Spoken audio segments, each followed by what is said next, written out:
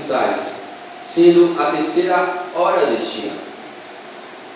Verso 16 e último verso que vamos ler. Mas isto é o que foi dito pelo profeta Joel. Pode tomar seus assentos, meus irmãos. O testemunho unânime do cristianismo primitivo afirma ou evidencia que tenha sido Lucas o escritor. Só perdão também pela voz, que esses dias em algumas agendas a gente acaba perdendo um pouco a voz. Bom, esse livro tem por tema a propagação triunfal do Evangelho pelo poder do Espírito Santo. E o Espírito Santo inspirou Lucas a escrever para Teófilo, a fim de suprir as necessidades de um relato dos primórdios do cristianismo e também sobre o derramamento do Espírito Santo em Jerusalém e sobre o crescimento da igreja primitiva. Torna-se claro que Lucas era um escritor muito habilidoso. Ele era um bom historiador. Como um teólogo, Lucas ele tem bastante habilidade e relevância nas suas histórias, porque o livro de Atos necessitava dessa relevância para que fosse entregue para as pessoas que eventualmente fossem ler. E Lucas escreve de um modo muito categórico. Ele tem pelo menos dois motivos muito importantes ao escrever o livro de Atos. Primeiro, demonstrar que o Evangelho expandiu em toda Jerusalém, cresceu em toda Jerusalém, e dali dos muros de Jerusalém e também do judaísmo, que sabemos que era muito privado para aquele povo, e quando Jesus vem, ele muda todo esse cenário. Louvado seja E o Deus. segundo ponto, demonstrar a importância de ter o batismo no Espírito Santo para que seja como evidência da presença de Deus em sua vida para alcançar pessoas. Ou seja, Lucas ele tem como motivo muito importante ao escrever Atos mostrar que o Evangelho não foi apenas para aqueles que estavam em Jerusalém, mas para todos que morassem nas cidades circunvizinhas e dali dos confins da terra. E no segundo, demonstrar que também é essencial ter a presença do Espírito Santo para que possamos fazer algo, porque nós sabemos que quem faz, no final das contas, não somos nós. No capítulo 1, do verso 1, o verso 1 e o verso 2, fala acerca do processo que Jesus Cristo esteve aqui na terra, do momento em que ele estava com os discípulos até o momento em que ele foi elevado aos céus. E é interessante notar que o Lucas ele é tão categórico que ele fala, verso 1, fiz um tratado, ó Teófilo, acerca de tudo que Jesus começou não só a fazer, mas a ensinar, como ele foi um dos discípulos que não esteve com Cristo. Ele saiu perguntando a muitos homens que viram Cristo, que viram o que Cristo fez, para escrever tanto Lucas quanto o livro de Atos, para que ele seja bem claro no que Jesus não só fez, mas também ensinou. No próprio verso 1 fala, né, que Jesus começou não só a fazer, mas sim também a ensinar. No verso 4 do capítulo 1, diz que estando com eles, determinou-lhes que não se ausentassem de Jerusalém, mas que esperassem a promessa do Pai, que disse a ele, e me ouvistes. Nessa história, ele fala que Jesus foi elevado aos céus, e Jesus, sendo elevado aos céus, ele dá um mandamento aos discípulos. Ele deixou com os discípulos um mandamento, que era ficar em Jerusalém até que do alto sejais revestidos de poder. Aleluia. Só que entenda aqui comigo, eles permaneceram em Jerusalém porque Jesus havia dado uma ordem para que eles permanecessem. Só que é curioso por quê? Porque se Jesus se ausentou e a ideia era que o evangelho se expandisse, por que Jesus de imediato manda eles ficar? Parando para pensar e analisando o texto, a gente entende que Jesus tinha um objetivo muito maior para os discípulos. Ou seja, os discípulos necessitavam ter algo que eles ainda não tinham, só que eles não sabiam exatamente o que era, mas sabia que tinha que esperar. É semelhante à fé, semelhante às nossas necessidades. E tendo nossas necessidades, muitas das vezes não temos condições de ter, condições de alcançar, mas temos a fé, porque é através dela que somos alcançados pelo projeto de Deus, Louvado seja pela vontade de Deus, pelo querer de Deus. E melhor é entender que nesse cenário aqui, só que para pensar, o ideal seria que Jesus subiu, espalhar de imediato o evangelho. Só que Jesus manda eles esperarem, porque havia uma data exata para que aquilo acontecesse. E se eles saem sem que aquilo, sem ser na data em que o Senhor reservou para aquilo acontecer, o derramamento do Espírito, eles iriam de certa forma se frustrar, porque para pensar, quem cura é o Espírito Santo. Quem faz é o Espírito Santo. Quem edifica é o Espírito Santo. Quem fortalece é o Espírito Santo. Quem te anima, quem te visita, quem cura, quem salva, quem dá força, quem dá ânimo é o Espírito Santo. E se ele sai sem a presença do Espírito Santo, nada irá acontecer. Por quê? Porque sem o Espírito Santo você não prega. Sem a presença do Espírito Santo você não canta. Sem a presença do Espírito Santo você não edifica. Sem a presença do Espírito Santo a pessoa que está afastada jamais pode ser alcançada por Deus. Porque quem faz, quem opera, quem trabalha é o Espírito Santo. Então não adiantava eles saírem. Não adiantava. Era necessário que eles permanecessem até o momento em que o Espírito Santo os enchesse.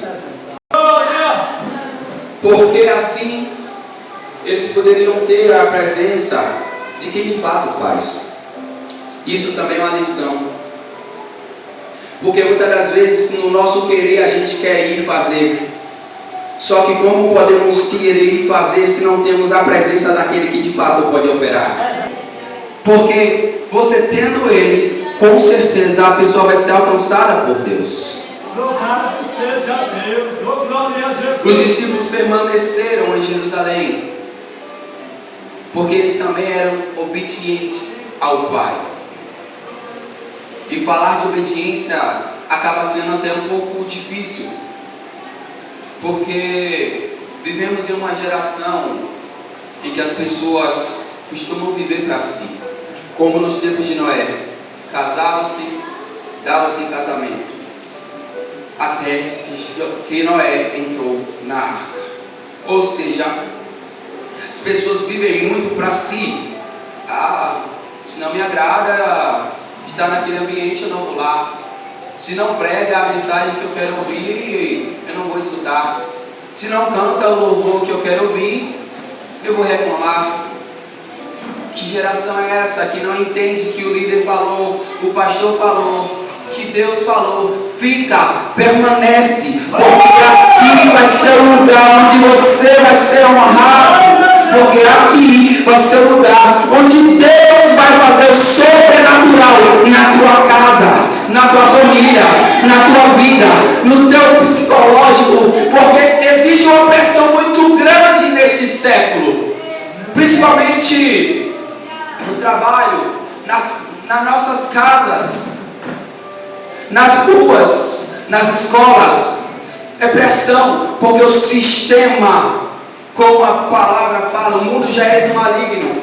Infelizmente, existem pessoas que, influenciadas pelo maligno, tentam pressionar-nos, e muitas das vezes a gente vê jovens com depressão, pessoas com ansiedade. Isso de fato aflige. Ainda ontem eu estive numa vigília com o pessoal da igreja onde eu congrego, e o palestrante da noite, o pregador da noite, falou sobre essas questões. E eu nunca vi, sendo bem sincero, tantas pessoas chorando, e a mensagem que ele pregava era justamente sobre ansiedade, sobre depressão, sobre mágoas que a gente traz desde o nosso passado, que a gente fica igual àquilo, que aquilo se transforma numa mágoa muito grande. E quantas das vezes não é isso de fato que acontece? Guardamos as mágoas, as dores, as angústias dos nossos passados, e não botamos para fora quando o Espírito Santo toca na gente e fala: filho, tudo que eu quero ouvir de você é que aquilo que está guardado no seu coração, que você não consegue saber mais com mais ninguém, é justamente isso que eu quero ouvir. Porque quando eu ouvir da sua boca e do seu coração, eu vou curar, eu vou edificar, eu vou te levantar e você será uma nova pessoa. Não. Mas se ele está falando, é porque existe alguém que necessita ouvir isso. E os discípulos, para serem edificados, foram obedientes em ficar. Porque toda vez que a gente permanece, obedece, Jesus faz, Deus faz e opera. A gente compreende no capítulo 1 que a ideia era falar do momento em que Jesus veio, deu aos discípulos uma ordem, os discípulos obedecem, permanecem,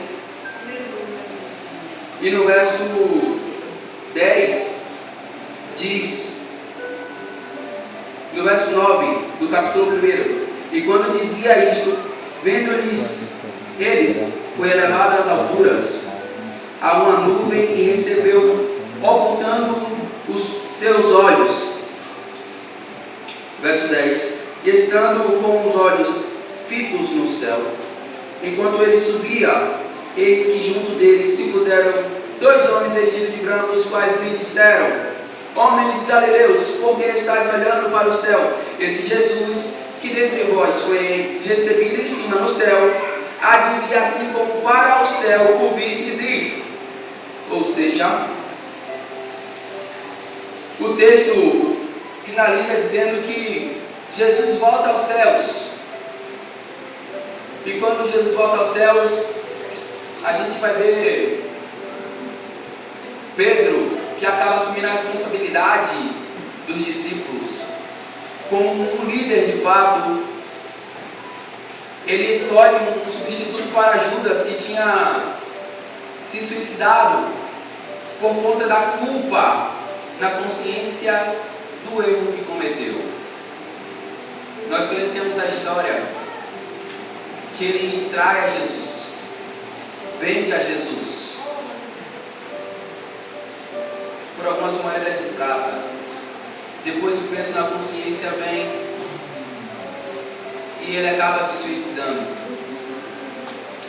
E isso é uma reflexão muito intrigante.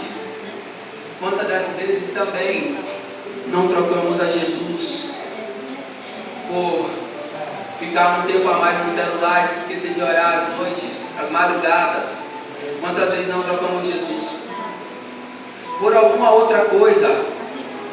Não vendemos, trocamos aquilo que Jesus fez por conta de qualquer outra coisa vã. E Pedro, ele escolhe a Matias para substituir Judas, assim fechando os 12 discípulos, entrando assim no capítulo 2 de Atos. E cumprindo-se o dia de Pentecostes, estavam todos constantemente no mesmo lugar. E de repente veio do céu um som como de um vento veemente e impetuoso, encheu toda a casa em que estavam assentados. Note comigo que após o dia de Pentecostes se concretizar, no dia do Pentecostes, eles estavam todos reunidos no mesmo lugar. Só que para pensar, pense comigo, estar no mesmo lugar, uma quantidade agradável de gente, a Bíblia diz que era a média 120 homens. E estar reunido no mesmo lugar significa dizer que estavam todos com o mesmo propósito e objetivo.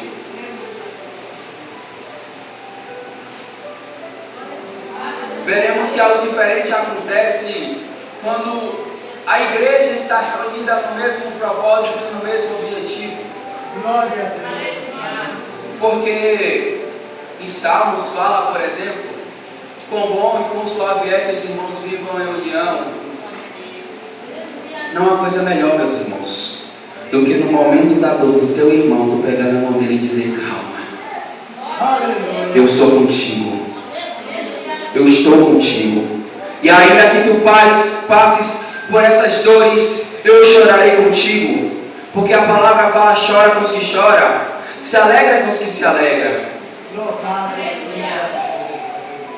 E era basicamente isso que eles estavam ali, todos com o mesmo objetivo. Se um falava: Deus, desce na casa, o outro pegava na mão e falava: Deus, eu também quero o Senhor aqui. Se um falava: Espírito Santo, edifica essa igreja nessa noite, o outro falava: Deus, eu também quero ser edificado. E aqui também existe uma igreja com o mesmo objetivo, pedindo a presença de Deus, clamando a Deus, e se clamares, Deus há de fazer sobrenatural. Porém, precisa estar com o mesmo objetivo, ligado no mesmo propósito, para que do céu venha um som veemente, impetuoso, encha essa casa e avive a cada um que está sobre cada um